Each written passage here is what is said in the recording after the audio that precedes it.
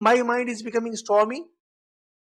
Either there is pramana, right knowledge, or viparya, false knowledge, or vikalpa, delusionary knowledge, or dream knowledge, or memory. These are the five kinds that come, torment your mind and make your mind stormy. If you can stop these five kinds of vrittis, your mind becomes calm. And to calm your mind, people keep on talking about how to control mind. Mind it. To control mind, you need to control all these five different kinds of vrittis. What are these five vrittis? Explanation. Praman. These are Sanskrit terms and they need little explanation. Praman Shabd has comes from ma, which basically means to measure. To measure means to measure the correctness of a thing. How do you know thing? How do you know something? That's why we were discussing that these things should not be considered, vritti cannot be considered as thought really. Vritti is mental modification. Praman is thought.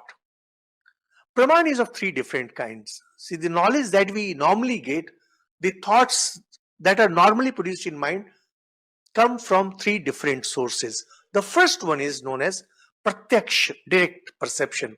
Direct perception comes from our five senses. The five organs, eyes, ear, etc. These are our five senses. Whatever knowledge we get is known as direct perception. Now, in Indian system of thought, direct perception is considered to be the superior most.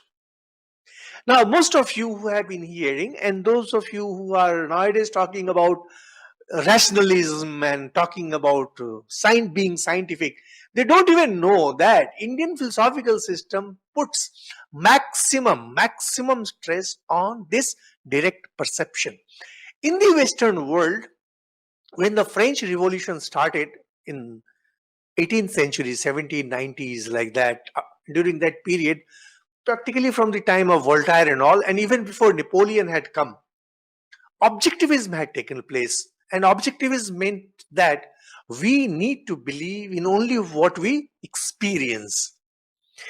Indian philosophical system, including Vedanta, puts complete stress, total stress, 100% stress on direct perception. Whatever you perceive through your five senses is the ultimate source of knowledge.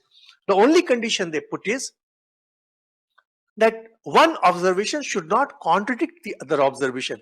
For example, you have a baby in the house and the baby says that, Mama, there's a phantom under my bed. If you, those of you who might have read Calvin and Hobbes, you will see that Calvin is continuously complaining about monsters under the bed. But Mummy, Papa, they scold him. Why? They know there is no monster. So, there is nothing like direct perception.